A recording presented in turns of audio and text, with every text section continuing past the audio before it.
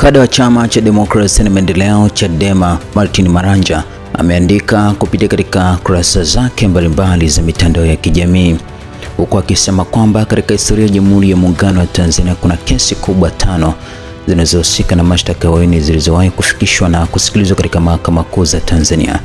Nitawapitisha. Kwanza, kesi ya uhaini ya mwaka 1970 Tanganyika. Walioshtakiwa walituhumiwa kupanga njama za kuipindua serikali ya awamu ya kwanza iliyokuwa ikiongozwa na Mwalimu Julius Kambarage Nyerere ili kumrejesha madarakani Oscar Kambona.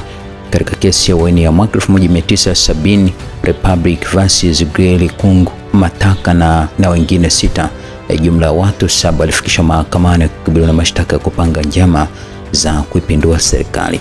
Upande wa mashtaka uliwasilisha mashahidi 22 na vielelezo 118, barua, kanda za sauti yani tape records, nyaraka za kibenki zikionyesha miamala ya kifedha iliyodaiwa kutoka kwa Oscar Kambona. Pili, kesi ya uhaini ya mwaka 1973 hadi mwaka 1974 Zanzibar. Kufuatia mauaji ya rais wa kwanza wa Zanzibar Sheikh Abeid Amani Karume Aprili 7, 1972, Abraham Mohamed Babu na wenzake 80 walishtakiwa.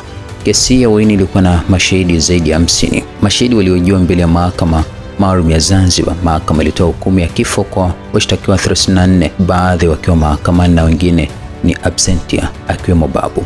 Nyerere alikataa kuwarejesha Zanzibar akihofia wangenyongwa bila kupata haki ya kusikiliza. Ushahidi mkubwa ulitegemea maelezo na nyaraka za kiusalama zilizokamatwa wakati wa msako. Kesi ya uhaini ya mwaka 1983 hadi mwaka 1985 Tanganyika. Kesi ni kufuatia jaribio la mapinduzi ya kijeshi lililoshindikana Januari 1983 dhidi ya iliyokuwa serikali ya Mwalimu Julius Kambarage Nyerere.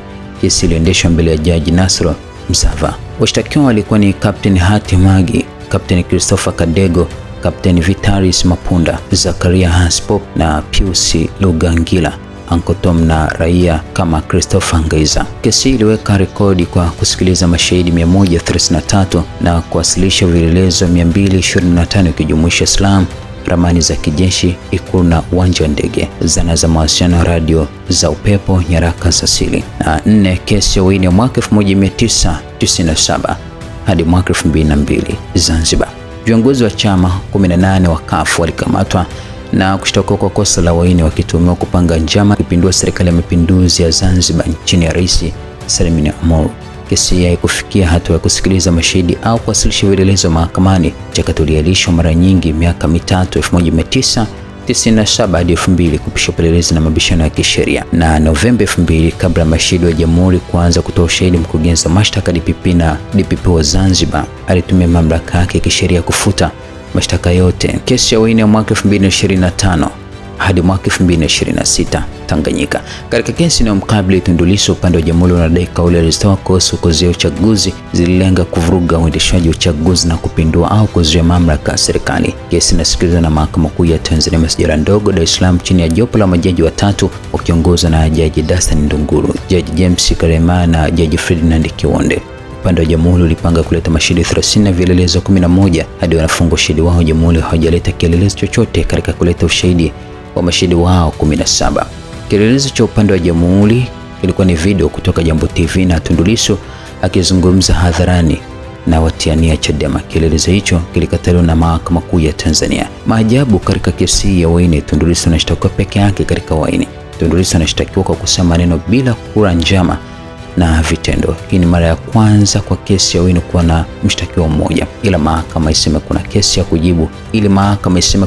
ya kujibu, sheria inataka upande wa mashtaka huo umeweka msingi thabiti unaonyesha vipengele vyote vya kosa. Tusubiri kuona hiyo Agosti 21, 2026 jopo la majaji litaamua nini. Kama kutakuwa na kesi ya kujibu tutashangaa sana. Tutasubiri kusikia wametumia misingi gani ya kisheria.